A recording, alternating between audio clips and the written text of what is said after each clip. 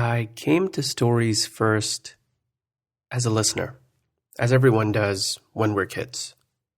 And while for many the make-believe world is a stepping stone or phase on their journey to understand and utilize language, for me, that phase never ended.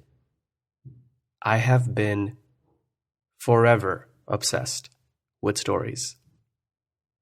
Watching, reading, listening, wherever, whenever, whether it's old school Bollywood songs or 90s melodramatic musicals or foreign films or proper sci-fi from books and movies or the vast universe of video games and interactive stories, I've fed on it all. So, after having spent a couple decades on the listening side of stories, I naturally found myself shifting perspectives and on the telling side of stories. Every character, every line, every story I've ever made up started as a voice in my head. And it took me those first 2 decades to start listening to them, opening myself up to creative thinking and creating a healthy barrier between my personal thoughts and my creative thoughts. Basically, the difference between what I think and what a potential character thinks.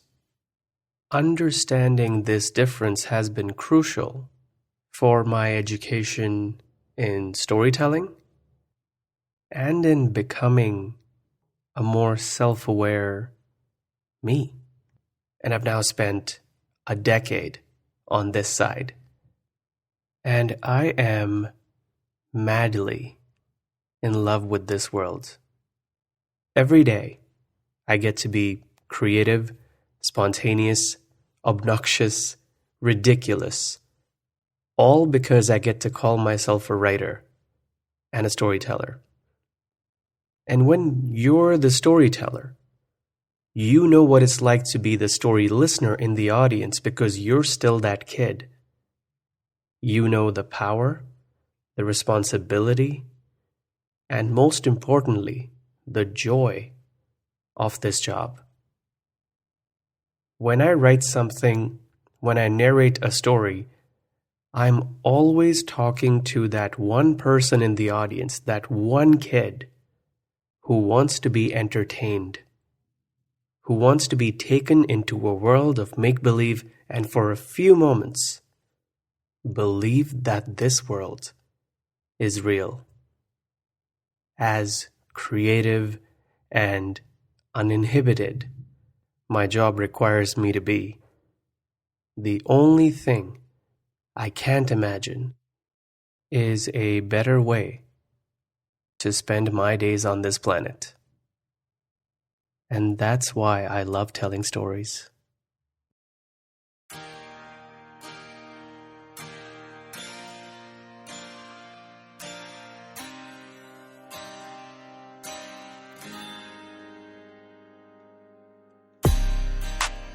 Hey everyone, welcome to the Closet Writer Chronicles. I'm your host Sangeeta, aka the Moody Marshmallow.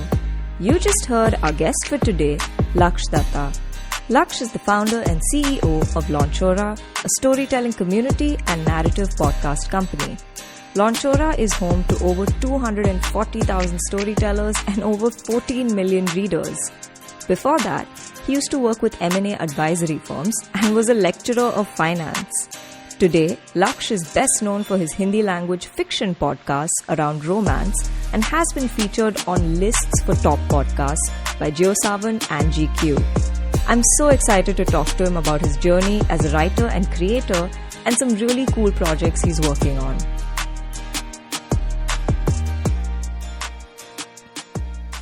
Welcome to the Closet Writer Chronicles. This week is a very special episode. I have with me Lakshya Datta. Before bringing him on, I just want to give a quick note to listeners here.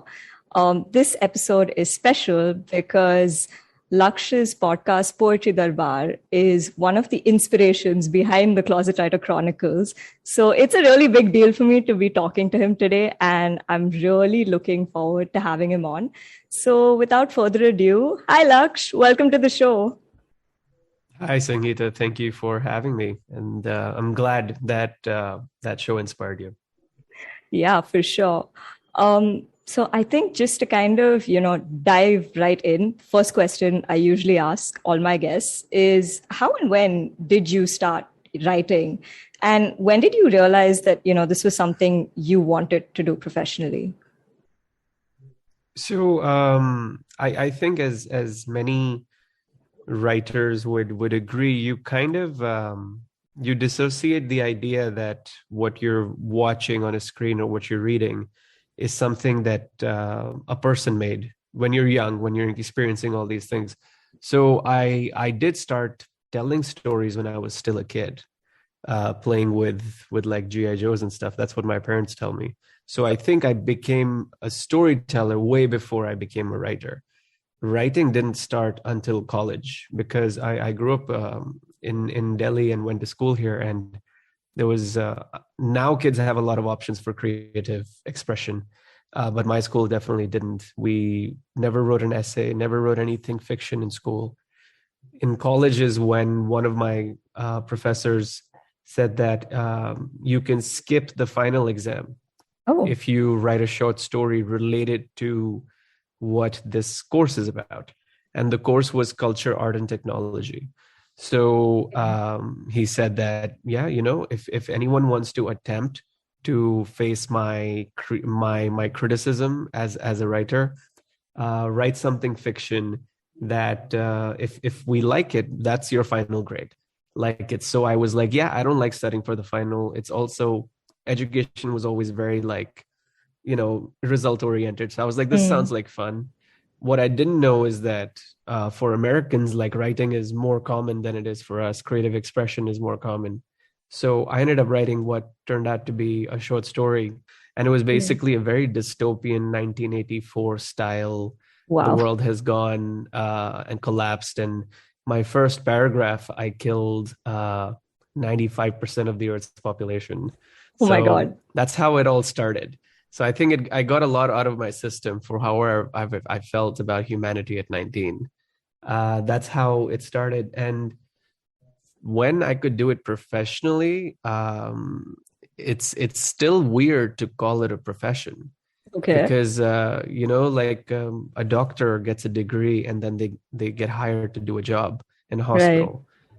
Right. But a writer is someone who is like, I type stuff and would you like to pay for it? It sounds like a weird thing to say. It's you are so insecure, but you also are so full of this ego that says what I have to say is new and what I have to say is different. So it deserves to be, I deserve to charge money for it or something. So all of that has taken, 10 years to really figure it out. I started writing in college in 2008 or 9. Started my company Launchora in 2014. Started writing for my own platform as a way to get other people to take writing seriously, that anyone can do it.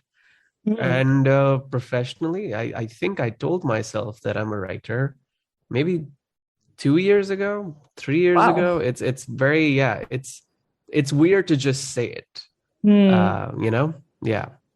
No, I completely relate because I feel like I'm in that phase where I still don't know if I want to call myself a professional writer, because even when I'm introducing myself and I say, oh, I'm a writer, I still say it with a bit of hesitation because it's a bit strange. I get what you mean. You let them know that you are judging yourself more than they can judge you. This is very true. But yes, I relate so hard to that. And, speaking of Launchora, which I think is just an amazing platform, and please correct me if I'm wrong, but it almost reminds me a little bit, it's similar to Wattpad in a way. So But anyway, so I wanted to ask you, how did the idea for Launchora come about? And then from an idea, taking it to a startup, and then to, you've pretty much created a niche for yourself with Launchora today. So what has that journey been like, and how did it all begin?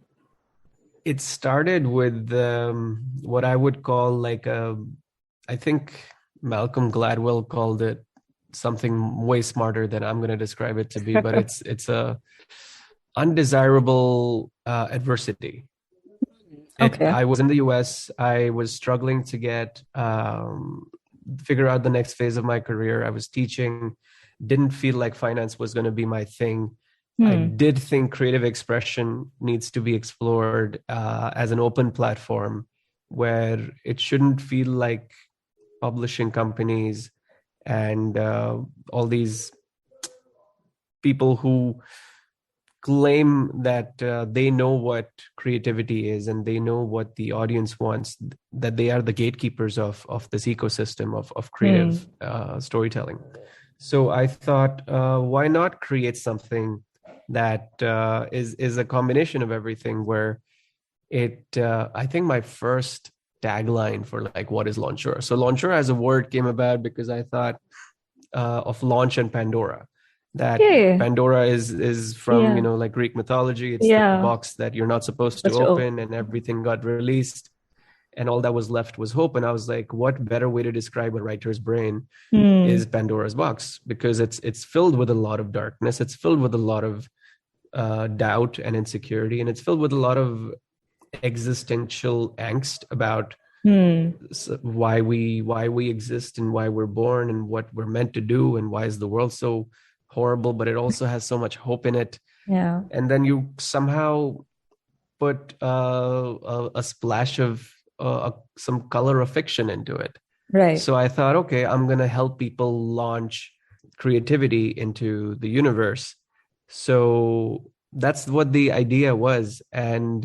But because I was still on a visa in the US and I was still working, it all just, it became a necessity for me to feel like I still have some control over what happens to my career. Because at that point, it felt like the country in America was deciding what I get to do with my career. Because you're not allowed to work outside your visa. You're not allowed to do this. You're not allowed to do that. So Launchora felt like an escape. And then eventually when I did decide to come back to India and my visa there was no longer going to be viable for the career I wanted, I moved back to India and I was like, okay, I'm back home. Writing is something I always thought is something that I feel connected to. Right. Why don't I start my writing journey by starting a platform where anyone else can also start their writing journey? So it was always meant for ages like 13 to 25. It was really that school, college, young adult life where you are experimenting with creative thought, where you're writing poetry, where you're writing fiction, where you're writing just your life's thoughts. So yeah, that's how it all began in 2014. Wow. And today, I think Launchora is doing some incredible work, just even with the podcast you're producing. Yeah. And it was a writing platform for the first 4 years. And then 3 years ago, I decided to start an internal podcast for the community. Because we ended up having just so many people reach out to me for questions about writing, and I couldn't answer everyone. So I even made an online community for all this, but they still wanted my opinion on things. And I was like, I don't want to feel like I'm not answering questions. So I started a podcast called Story Talking, which was just me interviewing other writers similar to, what the Closet Writer Chronicles is. And getting questions answered by people who are way more creative than me. And I did over 100 of those episodes with 100 storytellers from the community, from outside the community. And then eventually it just felt like audio is a quick way to get information. Reading is losing its touch a little bit, especially with the younger audiences, because Instagram was becoming huge. TikTok is now super huge. Yeah. And you just feel like everyone's attention is limited. And I didn't Mm. want to be a snob about it. Like, no, you have to read what I write. Because I write like long stuff. Everything I write is Right. usually at least half an hour to an hour, if not 3 hours, or now like 6 hour shows. Mm. So I thought audio sounds like the right medium to expand the storytelling universe that I'm trying to, create here. So then Mm. Launchora got into podcasting. Yeah. And Yeah. now we've made 15 separate audio shows. Of some Yeah. are active, some were meant to be limited, some are seasonal, some are regular. Yeah. Yeah, which kind of brings me to my next question. How do you manage to create and kind of produce so many shows? Because I would assume there's some sort of, I'm sure you're doing some of them simultaneously, is my assumption. Uh, Yeah. so how does that Yeah, work? it's weird.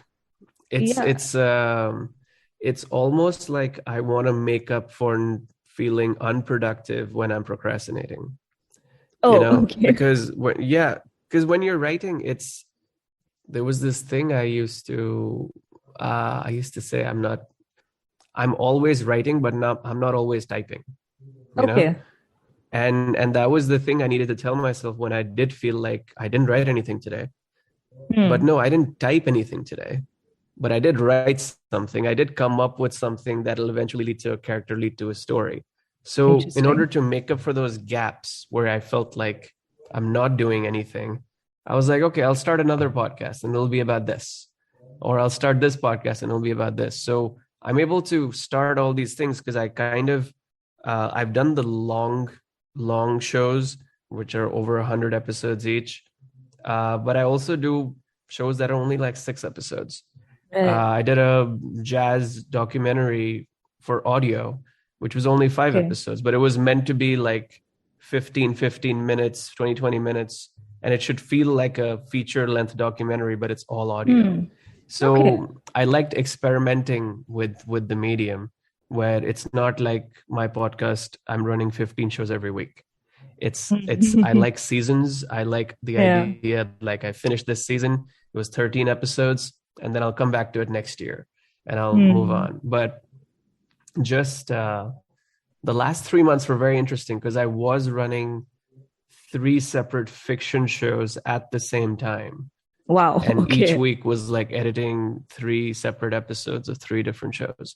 And I would get people messaging me who are like binging Yeah. whatever I've already put out. And they'd be like, why aren't you just putting all episodes up together at once? And I would tell them, because it Hmm. literally takes me, 3 days to edit, record, and all this stuff. It's a long process. And I literally can't do more than 3 episodes per week. But that's insane. The fact that you're Yeah. doing 3 episodes a week, I can't even imagine what kind of work goes in. I can just about do one per week, but maybe someday, hopefully, I'll get there. But Yeah. I mean, you don't aim for it. You yeah, definitely don't aim to make too much. yeah. And then, but then a funny thing happened, like December 31st. I finished the last episode of my last series that was ongoing, Okay. fiction stuff, like, because nonfiction, I'm producing stuff that goes seasonally and all that. But Mm-hmm. I was January 1st, I woke up and I had nothing. I had nothing to record, nothing to edit, nothing to write, nothing to produce. That was just mine. And Okay. it felt very weird Hmm. to be like, oh, okay, so this is what it feels like to not have three shows at the same time. Yeah, it was That, nice for a day, and then on the second I started writing something else because I had to. yeah, because it really led me to kind of thinking, have you ever experienced creative burnout? And have you ever felt the need to take a break? I think I take breaks like every day, and I Okay. call it TV. I call Okay. it Audible. I barely read books anymore. I listen to books. I call it Hmm. my PlayStation. It's these are all the outlets I have where I'm like, I need to do at least an hour of non-work thing at the end of the day. It's either going to be a Hmm. TV show, it's going to be a movie, but it in the end, it's all absorbing someone else's creative thought. Hmm. It's like video games, I can play and listen to a book at the same time. So that's two separate mediums. I feel very productive. But movies and TV shows, yeah, you focus, you listen, and I basically watch these things for the writing, and just be like, okay, I didn't do anything super productive today. I'm going to watch a movie. I did a lot of productive stuff today. I'm going to watch a very simple comedy. So I come up with whatever feels like at the end of the day is what I need, so that tomorrow I don't feel even a single second of like, I have to work today. Okay. I don't ever want to feel that. So I try to insert little moments of joy in every day. Yeah. Oh, that's interesting to hear. But yeah, I think coming to your fiction podcast, interestingly, I came across an article that called you the voice of romance, of the audio space. Yeah. And yes. If I have to be a little honest here, I heard 2 of your shows, and I completely agree with that tag, and I think you're on your way, if you aren't already, the Shah Rukh Khan of podcasting, to be honest. That's very sweet. But, that kind of just leads me to ask, what is it that you seem to love about love stories, that you seem to be producing a lot of shows around the subject of love? I don't want it to sound super mechanical, but it really is keeping the audience's time as my first priority. I do think, and I've learned this with Hit and Trial by making all these nonfiction shows, which end up being 20 minutes, 30 minutes, 40 minutes, depending on how long the interviews are or how long the content is. And I would just start seeing people connect differently to nonfiction than they do to fiction. When I started making fiction, the feedback was just tenfold. The way they would connect, the way they would wait for another episode, the way they would kind of remember what they heard after they heard it. With nonfiction, you kind of feel like, okay, I took in that information and now I'm going to move on. But with stories, I'm not reinventing the wheel or anything. Stories are the best form of communicating emotion and thought at the same time. So for me, knowing that the Launchora audience and eventually my podcast audience, which grew out of Launchora and then word of mouth spread it, I knew that I'm dealing with younger people. I'm dealing with people who connect to this feeling that they're alone when they feel something. And because I was like that when I was their age. So before I even wrote for audio, I started writing stories within the Launchora platform, which were all pretty much similar to what I write for audio now. And some of them were inspired by my short stories and plays from before. Okay. So it was a really easy thought that if I'm writing fiction, it's going to be exploring the concept of human interaction, communication, and longing to be understood, and to this idea that what is love and why is it a word that everyone throws around, but everyone has their own definition for it. How often do we have words in language that do not have a simple definition? And love just happens to be one of those words.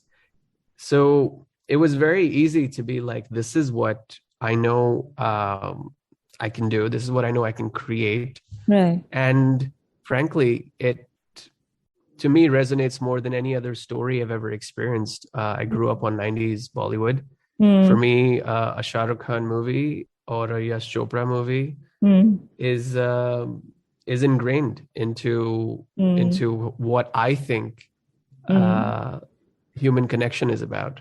Even though they're exaggerated and they're fantasy-like, the meaning of the story is universal. It's coming up with these ideas that I just really enjoy. So for me, it was a very easy thought that, if I'm going to write fiction, it's going to be love stories. Yeah. And you're doing a wonderful job at it. You don't need me to tell you. I think you have millions of fans and listeners who I think love your content. And yeah, it's very evident even when I heard your shows that there is a lot of nostalgia because I'm a 90s kid too, which I could really feel from the shows, which I think was just amazing to hear. So yeah, so speaking of your fiction podcasts, I know you've been doing a lot of them in Hindi recently. How did you decide to make that switch from English to Hindi? And, what kind of drove you to start making podcasts in another language? That too was a product of feedback from the listener and just studying the listener market. Right. The I always wrote in English. Like I studied how to write in college, where English is the way you communicate, and it's what, like, I studied playwriting, and there's no way I'm going to be sitting in an American university writing plays in Hindi. So it never came to me that that's something you can do. And even when I moved back to India, everything I wrote was in English because it was the language that I was taught creative expression in. Right. Because like I said, over here in schools, I didn't feel encouraged or anything. And Hindi always felt like, I don't know about you, but you grew up in Chennai, you said, right? Chennai, yeah. That's where you're from. Yeah. Yeah. So in Delhi, like my school would call English the second language. And Okay. the first language was English. Hindi was the second language. Third language for me was French. For some people, it was Sanskrit and German. So to me, it sadly felt like a second language, which I'm supposed to study and get good grades in. And in 8th grade, I just left Hindi after, because they gave us a choice. But so yeah, I never gave writing in Hindi any thought. And it also felt like that's what Yash Chopra does. I can't do that. Like it's like even if I'm watching an English movie, I'm like, you have this part of your brain that's like, I'm not Tarantino, so I can't ever write a movie. Right. You always compare yourself to the greatest of all time. True. And then you demoralize yourself. And then eventually you start realizing, wait, Tarantino started somewhere. Yeah. You're not going to become him ever because he barely writes love stories. So I don't think I'm even close to that path. But you do realize that Tarantino's best is not his first draft. And then you're like, okay, I'm going to try my own first draft one day. So eventually, when I started making English fiction content, I thought, I made a little play that was about 30 minutes or so. And it was split into 6 episodes. And I thought, okay, this is how it's done quite well. And this was in Jan to Feb of 2020. It was like, this has done quite well. It was called One More Night with Meera. And I was reading the whole thing. I was listening, and people started asking me, is there a Hindi version? And I was like, why would I make a Hindi version? I'm not a Hindi writer. And then it felt like, oh, that's a bad idea to ignore a listener giving you this feedback. Right. That in Hindi, this story would feel different. Right. And probably because of that, the way, I grew up, I just thought you write in English because you want to have a global audience. And all my listeners, 75 or 78% of the listeners of that show were coming from India. 20% were Launchora users from around the world. Okay. So I thought, well, if 75 to 80% of the people are Indian, I could do an experiment where I could rewrite the whole script in Hindi and release it with the same actors, re-record it, make it as a new show. And what happened was that a 30-minute play became a 42-minute play. Oh, because wow. I turned it into Hindi. Okay. Not because the actors slowed down how they were speaking. I just ended up having a lot more to say when I started, reaching to that part of me as a storyteller. That all the dialogues that I grew up listening to and watching in movies, I was like, oh, this is the outlet. This is why I've seen DDLJ, 100 times. This is how that skill set is going to come to use. So that became the experiment. And the Hindi one did 2.5 times the listens of the English one. Okay. So after that, it became almost an easy decision that in order to have the reach and the story reach as many people as I hope it can, you start feeling a little greedy as a writer. Like, I know more people will listen to it if I make it in Hindi. Right. And I somehow have started having this block go away that only Yash Chopra can write Hindi dialogue. So yeah, maybe I can do it too. And that's when the whole Hindi journey started, just less than 2 years ago. And now everything, like you said, everything I made in the last 2 years in fiction is in Hindi. Yeah. And it's incredible. And, which kind of, again, I was thinking, how different is it to, write in English and then write in another language, in Hindi? Is it similar or is it very different, the process? It is, rewriting is different from writing from scratch. So if I'm rewriting an English thing into Hindi, then it's more like, okay, I'm almost adapting someone else's writing from my Hindi brain now. Okay. That was an English brain. This is my Hindi brain. Okay. But writing something from scratch in Hindi is I do feel I'm no longer accessing the English creative side of me. It does feel like it's a different aspect of my personality. Perhaps it's a different part. It's almost like when you're writing, you're a writer, but when you're editing your own writing, you're not the guy who wrote it.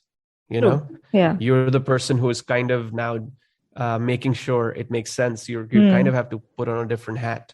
And that's what writing in Hindi has felt like. It, and I don't know if many people feel this way, but for me, initially all my thoughts would be in English, even if I was taking notes. Oh, okay. That, this character is going to do this character is going to do this is what's going to happen in the next episode, this is the journey and the arc of the characters.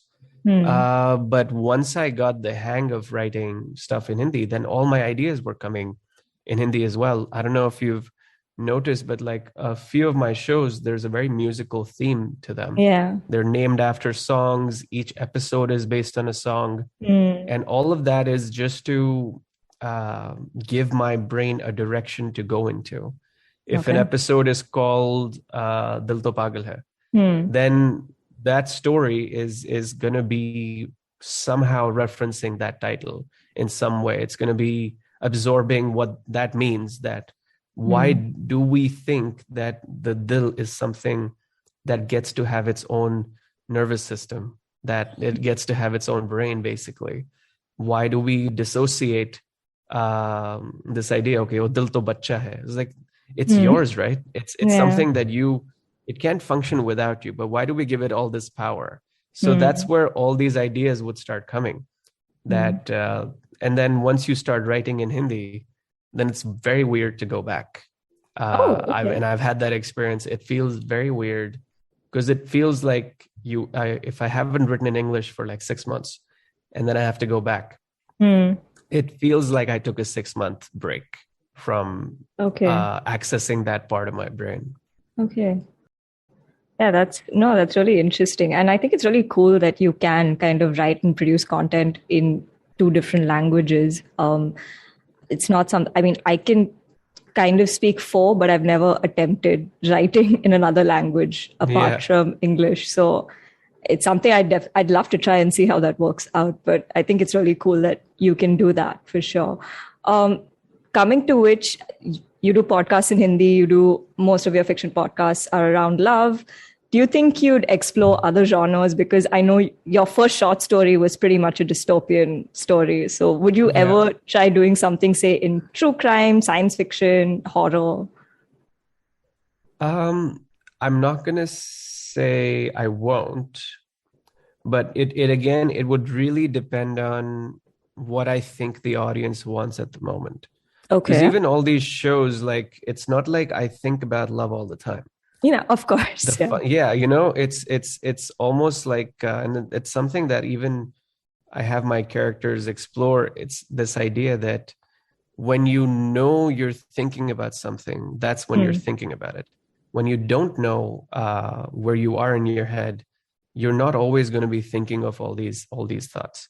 So true crime, horror, thrillers, I do like dramas.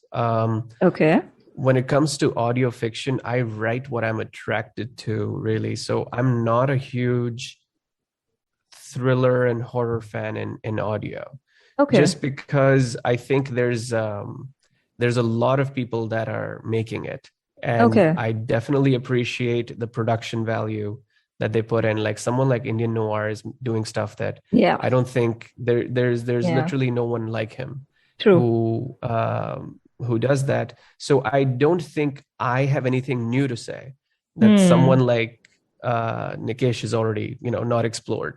And Yeah. same comes with true crime. I did want to explore the idea of a fictional true crime show Okay. where you don't know. I don't know if you've seen, but there's at least in the US, like a couple cool shows were made where they were fake true crime fictional shows, where a podcaster goes out into the universe to solve a true crime because that's what everyone in the US seems to be doing. And she ends up basically entangling herself into the mystery of what she was. So it became very meta. So Okay. I like that human approach, because for me the listener is the audience. Like I'm never making a show for another uh podcaster like me, because they'll Okay. probably hear all the technical stuff that I try to do. So Hmm. I keep everything bare bones. I barely have music in my shows, because I Hmm. really want the listener to feel like this is a real thing a person is saying. Right. So if I went into thriller and horror and true crime, I would be very, very grounded. The Okay. same way I approach all these shows. Even my last show, Silsila Ye Chahat Ka, I knew I was writing what was an anti-love story. Okay. But even if you want to talk about the fact that these two characters, and at least in that story, are people who are devoid of love. They've Okay. been either by choice or through someone else's choice, do Hmm. not have love in their life. Hmm. What would those two people be like? How would they interact with each other? So that became the basis of that story. So, and for me, that's almost it's not a thriller. It's not, but there's a suspenseful element and there's a sinister element to the story, which comes Right. out by the last two episodes. And so I like exploring things completely from that human element, that is this something the listener will relate to? And I if it see. ends up being a little dark, if it ends up being a little Hmm. um, thrillerish, yeah, I would love to explore all that. Yeah. Oh, that's really cool. But yeah, I think it's, especially in podcasting, it's very easy, I think, to kind of experiment and see what you can do with different genres and even sort Yeah. of mix genres in a way and see where you can go with it. Um, but yeah, what then makes a good story for you? What do you think makes a good story? I know that's a very subjective question, which is why I'm asking that. I think at least the parts that I'm attracted to about stories is the intention there Hmm. that the audience's experience matters. Because what I do find lacking sometimes, and why I get self-critical of my own stuff, that whole thing of you judge yourself before anyone else can judge you, right? Yeah. The reason, like, all my stories will be very, very specific in like 10 minutes, 12 minutes. The whole idea is that why do I deserve 10 minutes of your listening time? You could Okay. spend this on, $100 million show on Netflix. Why would you spend it on this guy who's giving it to you for free? I don't Hmm. have all those things that other places do. So why is your time right now worthy of this experience? So that's what I look for in a story too. Is the intention to entertain? Is the intention to tell me something that I may not have thought about before? Hmm. Is the plot? I mean, my stories have very loose plots, Right. because I really want the characters to drive everything, especially in audio where it's either one or max two voices in what I do. The Hmm. people have to be interesting. The thoughts Right. they have, the characters, the things they say, they have to sound like something you and I would think or say. When Okay. something sounds properly scripted, Hmm. um, it loses that connection that I'm looking for, which is to feel like these are real people. So Okay. that's what I look for when I'm listening or watching or anything. Hmm. I'll watch a bad movie if I think the person who made it loved it. Hmm. If you look like you really need people to see why this story need to be told, and you Hmm. focus on my experience and you look like you had fun making it, I'm drawn to that kind of content. No, I completely resonate with that because I know I used to read a lot while growing up, and one book that really stayed with me was Little Women by Louisa May Alcott. Mhm. I can go back to that book so many times, and I feel like I always take back something new from it. I relate to it, I think, also because of the age and stage of my life I'm in at that point. It's suddenly I relate to one character I never thought I'd relate to, and it's amazing when a story can do that for you. So I completely understand, what you're talking about. Also loved Bollywood movies while growing up. I think I was like a television baby because I would be glued to TV all the Yeah. time. So then, what are stories that have impacted you and, kind of inspired you to write in a way? I'm sure there must be, because I think every writer, Yeah. every person has one or two or even multiple stories like that which stay with them. So what are those for you? It's definitely in the many category. There's initially I always, because of the whole, like I said, the English writer brain, Hindi writer brain, because Mm, initially I never thought I would be someone who writes dialogue in Hindi. right. I would only feel like I love watching these movies, but there's no way that I can do that. Hmm. And I felt that way.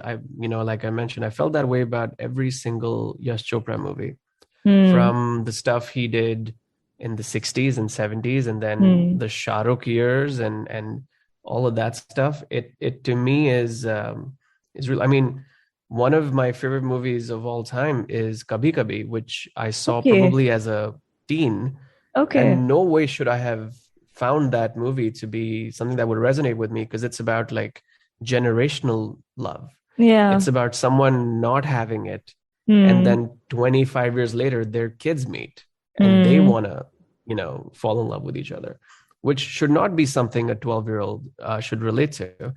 But I just loved the idea of using music to tell a story.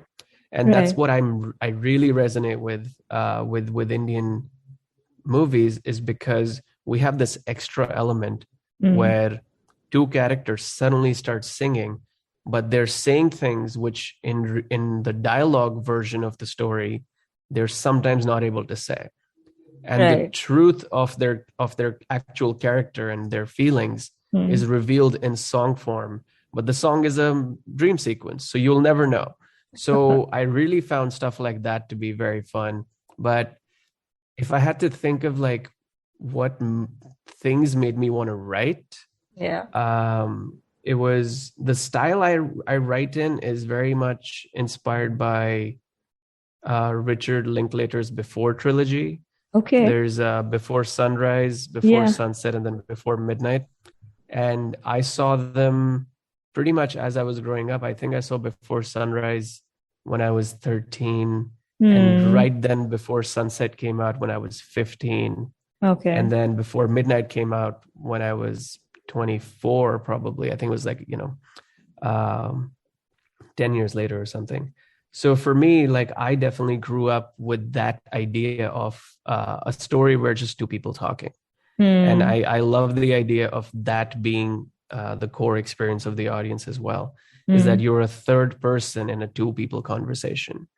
That's what I Hmm. was always drawn to. And in terms of books, it's very hard to not be inspired by epics, which I know I'll never write like an epic fantasy, which is why it's super fun to read Lord of the Rings. Because Okay. you truly are reading it to be entertained. My writer brain is not on if I'm Yeah. reading Lord of the Rings, because it's Hmm. it's it's excellence on another level of what a storyteller can come up with. Hmm. And I feel inspired to just be a story listener and a story audience, Hmm. but never a writer. If I want to feel bad as a writer, I'll watch something epic. And that'll Okay. be my way to be like, okay, I'm going to bring myself down because people say nice things, like you've said nice things to me about what I do. Today, I'm going to have to watch something that is completely out of my realm Oh just my to feel God. like, yeah, I'm not a big deal, you know? No, but I mean, well, you don't have to do that, but okay, I guess whatever floats your boat. I mean, I'm not going to regret a Lord of the Rings extended edition marathon. It's only going to take 11 hours or something. Yeah, I was just wondering. I'm like, that's going to be a really long binge watch. Yeah. But yeah, no, I mean, just even with regard to films, when you were actually talking about Yash Chopra films and Hindi movies, I was just kind of recollecting that I grew up on a lot of Malayalam cinema while growing up because my parents would Hmm. always keep a Malayalam movie on. And over the weekends, that was like a staple for me. So I feel like that's something now that I thought about it, I was like, oh yeah, actually, even that kind of influenced me in a way. But yeah, talking about books, I know you're writing a novel. What can you tell us about that? And by when can we read it? It's a very interesting question for me to even attempt to answer because I already finished writing a novel. It's something I wrote pretty much during the COVID time that we've had, Okay. now almost 2 years. And this book is kind of it's weird for me to even call it a book because it's kind of a culmination of everything I've ever learned how to write, all leading up to this one piece of story. Okay. And I actually may not even it's hard for me to divulge too much, but I can tell you what the book is about, and then Okay. I'll tell you why I'm not divulging too much about when you can read it. Okay. So I started writing only dialogue. Like I said, I studied playwriting. For me, Hmm. two people talking is the greatest thing ever. For which I should have a special mention for a person who is like J.R.R. Tolkien in Okay. terms of epic writing, but Okay. writes two people talking is Aaron Sorkin. Hmm. Everything he's ever written, I have seen it. I have read the scripts of it. I Hmm. will probably rewatch his movies and his TV shows just because it's super musical, and I Hmm. will never, and I have no way of ever reaching that level of dialogue writing. Hmm. So my book came as an idea very slowly. It's Okay. based on it sparked as a story that I wrote 6-7 years ago. One of the first Okay. things I ever wrote for on my platform was a story called I Want a Divorce. Okay. And the idea came that, oh, what happens when a partner says that to their partner, Hmm. man or woman, for the first time? What is the next 10 minutes like? And that's Hmm. basically how I come up with stories. I just think of what if someone suddenly said this? So what if someone suddenly revealed Hmm. something that is complete change of status quo and Hmm. completely changes both realities that these two people think they're living in? Hmm. And then I started writing a bunch of other stuff. Eventually, when it came to writing a novel, the Hmm. goal wasn't that I need to tell a text-based story again, because I'd moved to Okay. audio already. Right. The goal was to tell a story where I play with the idea of what perception do we as readers and listeners bring to characters based on who we are. Okay. So my book, the previous title was Scenes from a Marriage Across Time. Hmm. I've now changed it, and Hmm. I'm not gonna tell you what it is because of Okay. many reasons. Yeah. Because I wrote what turned out to be probably my next big project in Okay. audio, Okay. because the whole book was written in dialogue. Okay. And the whole idea is that I tell you the story of a marriage Hmm. across 7 chapters. Hmm. When you read it, you don't know the genders of the characters because Oh. they never discuss it. They never mention he, him, this, that. They don't mention pronouns. They don't add all that. And it was written in English. Okay. And when I finished it, I was like, this is done, but publishing is not something I want to focus on because Okay. it's, frankly, having worked in text publishing Mm-hmm. as an open platform, I don't really see an immediate future for me to jump into book publishing for myself. Okay. It's just not where I think my path is. I know a lot of writers. I've spoken to like over 100 authors because of my JLF show and my story talking show. And it's just not my personality to become an author. Okay. So my book is now, hopefully by the end of this year, I will have started. It is technically an epic because it's, over 50,000 words and stuff, and it's all dialogue. And I'm now just turning it into a Hindi version. And I'm Okay. going to possibly release the Hindi version first. Wow. And then the book comes as a companion piece that will probably be available on Launchora, the platform. So for people who are listening to the show, they can also read what the book originally intended in this format, because why not? That's really that's why I'm being very like guarded and about it, because it's very much a work in progress. I wrote a blueprint for my next big epic, which I wasn't ready to make until this stage in my career. Okay. And now I feel like I'm ready. Yeah. No, I'm curious and I'm excited to see what this is. So by the end of this year, I would have at least started the series, because it's going to be long. And the audio version is going to have multiple versions, because I do like the idea of the same words. If a woman asks for a divorce, how is it different from a man asking for a divorce? So the same story will have an exact replica of the whole characters being switched, where in one entire show, the man is this person, the woman is this person. And in the entire different version of the show, it's the exact opposite, where all this dialogue is now this voice, and all this dialogue is now this voice. And eventually, I mean, even bigger, because it's written as a blueprint, my goal is to write even more inclusive stories, make the exact same show again, male, female, female, male, then male, male, then female, female. Wow. So covering all aspects of marriage that exist and might exist in the future, because we are evolving as a species.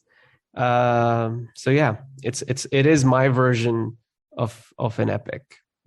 Oh, that's incredible. I cannot wait to listen to this. I'm sure everyone listening also is curious now to see what this is all about. But yeah, now we're kind of coming towards the end of this interview, and we always end with these last two questions.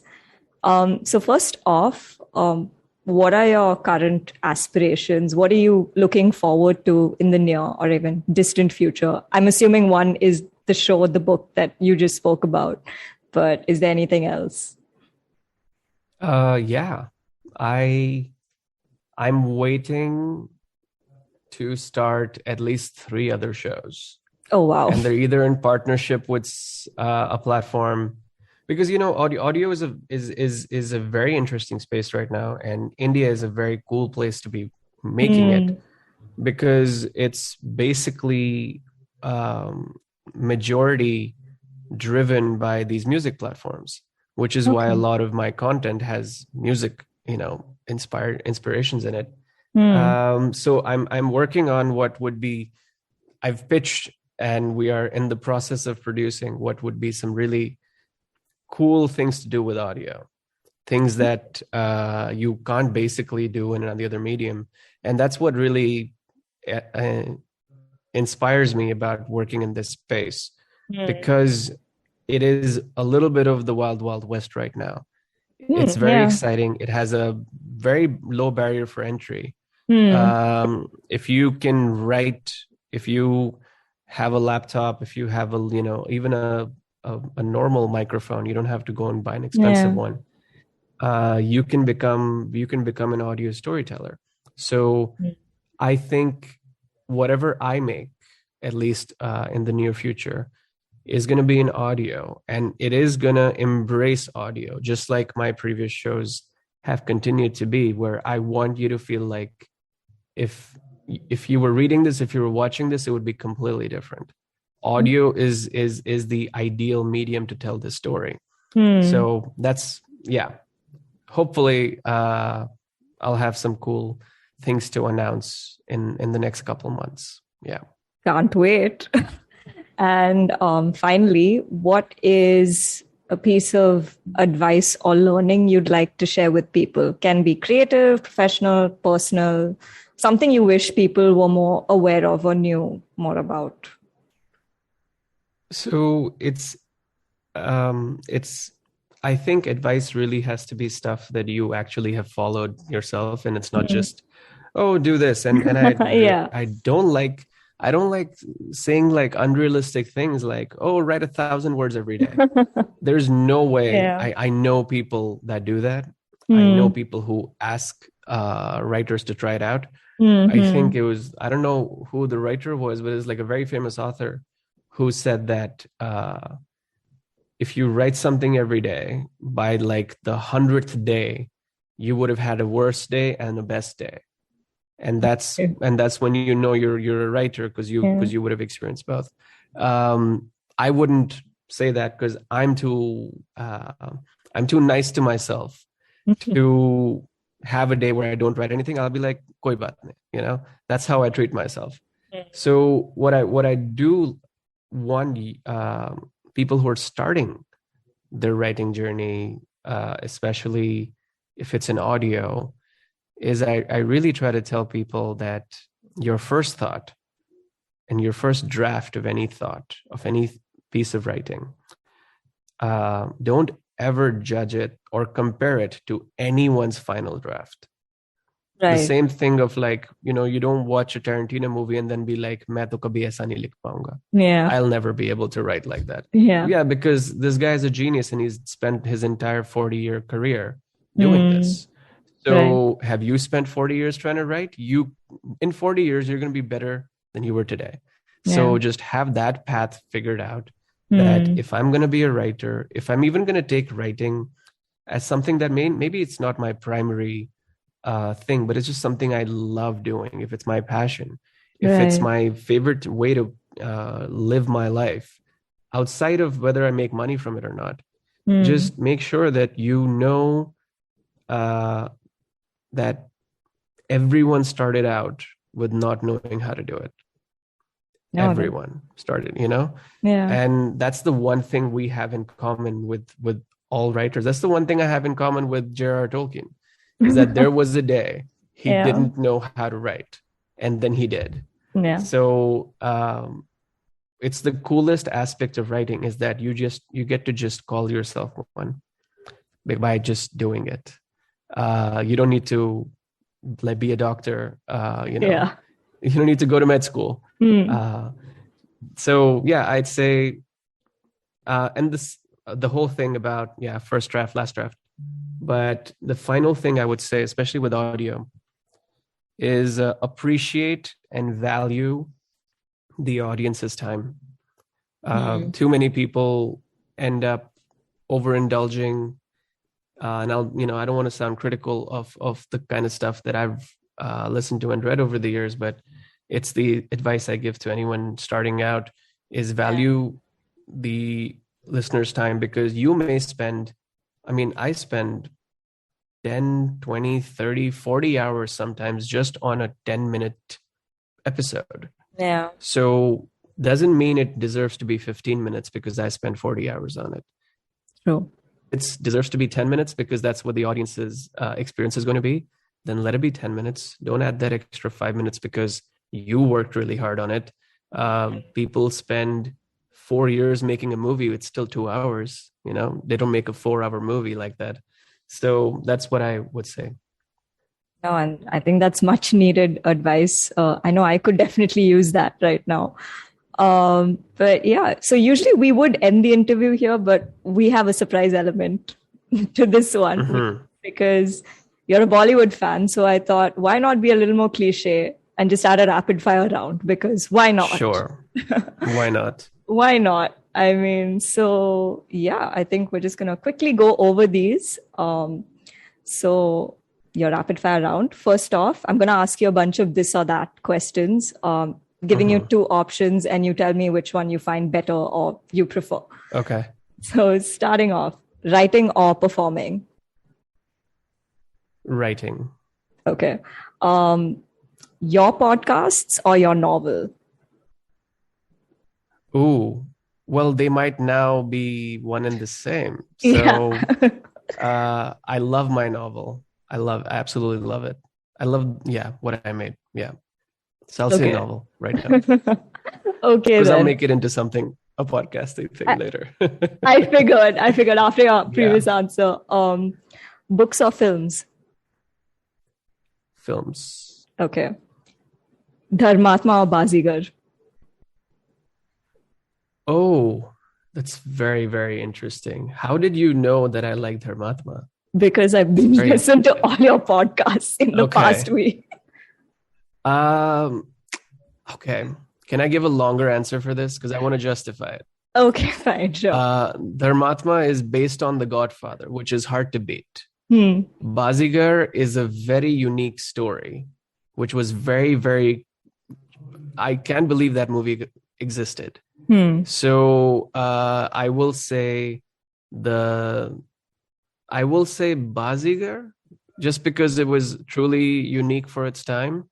Okay. But Dharmakma is a classic. Yeah. I wasn't born when it was made, so I want to say Bazigar because I actually saw it when I was I was 3 years old. Imagine seeing that movie when you're 3. Oh my God.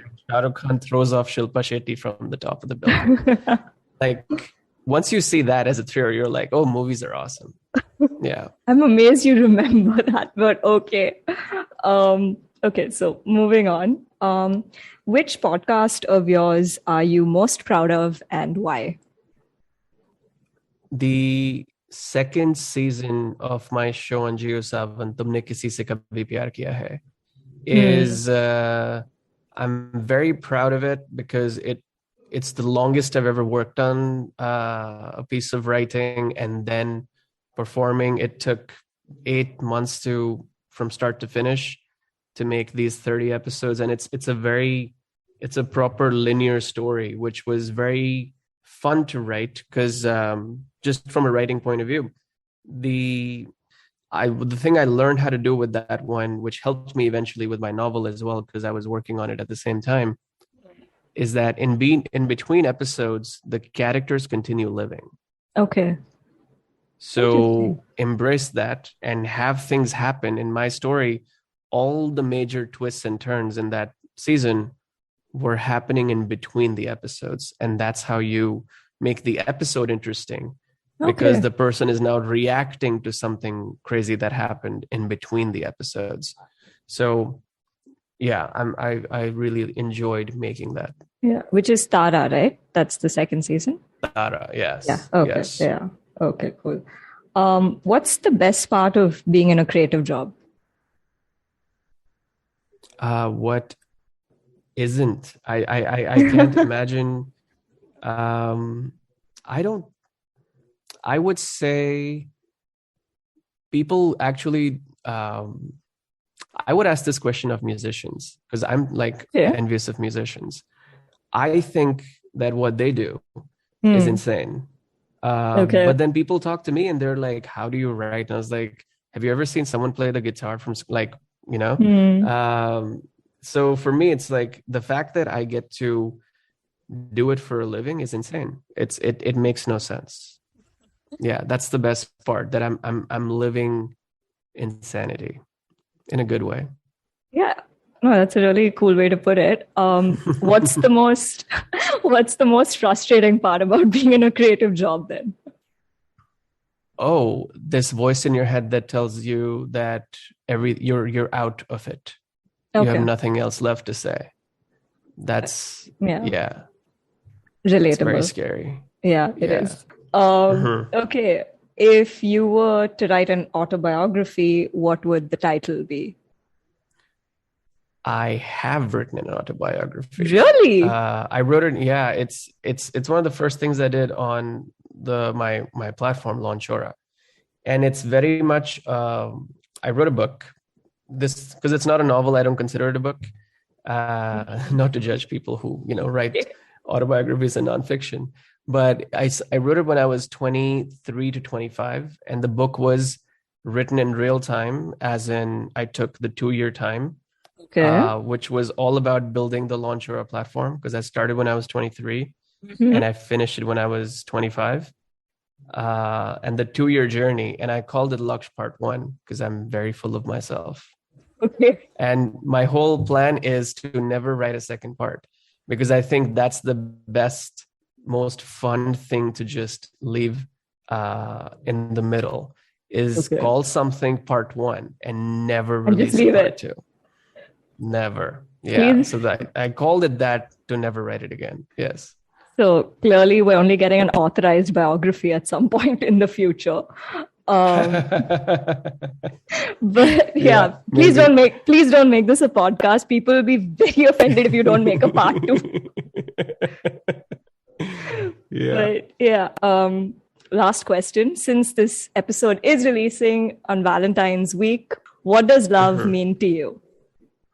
The whole thing I love about the concept of love is that it's there isn't a love story in real life, and obviously fictionally, which is all inspired by real life, where there aren't misunderstandings.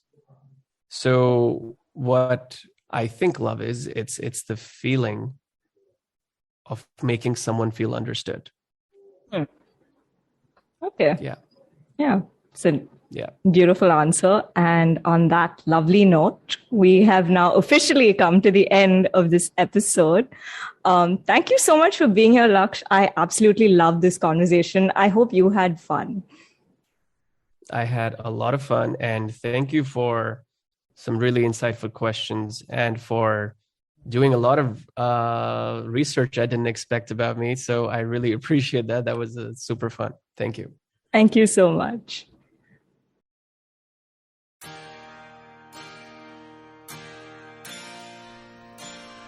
So that was my conversation with Lakshya Datta. I really enjoyed that chat, and it still feels surreal that I got to talk to one of the people who's been a source of inspiration for this podcast. Closing this episode with an excerpt from an audio show written and produced by Laksh. Happy Valentine's Day to you and your loved ones. I hope you enjoyed the show, and I'll see you next week with a new guest and a new chronicle to share. Talk soon!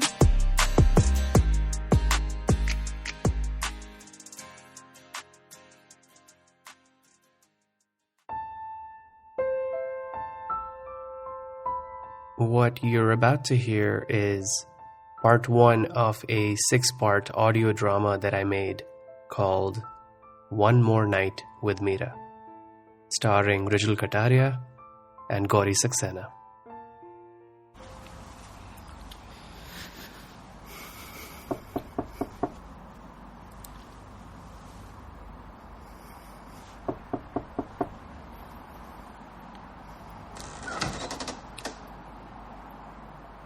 Neil? Hi, Meera. Hi. What are you doing here? I was what are you wearing? What? This? It's a summer dress. You don't like it? It's snowing. It is. Right. I guess I don't feel that cold. Can I come in? Yeah, sure. Come on in. This place is, it's nice. It's huge. You've done well. Good for you. Oh, thank you. So, what brings you to, here? Oh, I'm sorry. I'm sorry to just drop in. I should have called first. I'm sorry. No, please don't apologize. I was just curious. We haven't seen each other or talked in, Years. 6 years. Really? Well, yes, yeah. Are you alone? Yeah, right now. I'm sorry, you were saying something about... Why I'm here. Yeah. I'm sorry, I don't mean to sound so... I'm being rude. It's just a surprise and I really wasn't expecting... It's okay. I mean, you can say shock. I won't be offended to hear that you're shocked to see me again. It's okay. I am surprised and shocked, yes, but it's just you're here and I really wasn't. I had absolutely no idea. Sorry. It's my fault. I should have called first. No, it's okay. No, it's not. I should have called. I could have called. I mean, no. Actually, I would have called, but it wasn't really an option. It's been so long. I didn't have your new number, so I didn't know whether I could reach you or... I still have the same number. You do? Yeah. Had it since the first day of college when we met at that pizza place. What was it called? Something really cheesy. Something cheesy. That's right. You do remember. Of course I remember. Yeah, it's nice to hear that you haven't forgotten our time together. Neil... You've got a backyard. Nice, so posh. So not you, though. Why are you here? I'm not sure. What exactly is this? This? That's a sitting area, couch thing. For humans? For cats. I was afraid you'd say that. I almost forgot you were a cat person. I don't see any cats around here, though. Did you come here to judge how I decorate my living room, Neil? Or my choice in pets? No. I'm sorry, I was just curious. I was actually going to this thing tomorrow. I was thinking about it, and then I was thinking about you, and I was in your driveway after that, so... What? How did you even know where I lived? You think I'm stalking you? No. I'm just curious. I haven't heard from you in 6 years. And whose fault is that? It's okay. I'm fine. I didn't come here to accuse you for what you did or didn't do, so...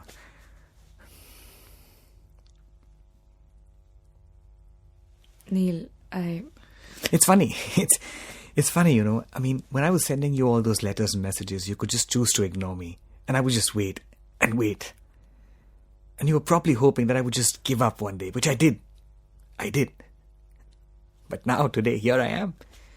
I can just show up and face you and tell you exactly what I think, and you can't ignore me, Meera. I thought you weren't here to accuse me. I'm not. I'm so sorry, I regressed. I'm not.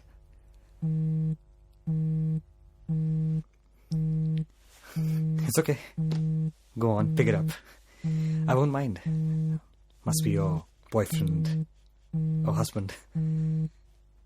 Hey, honey, yeah, I'm at home. Oh, you can't. Is everything okay?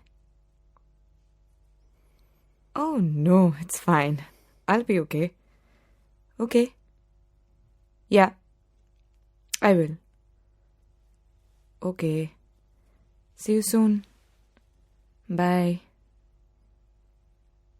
I love you too. So, how long do we have? For what?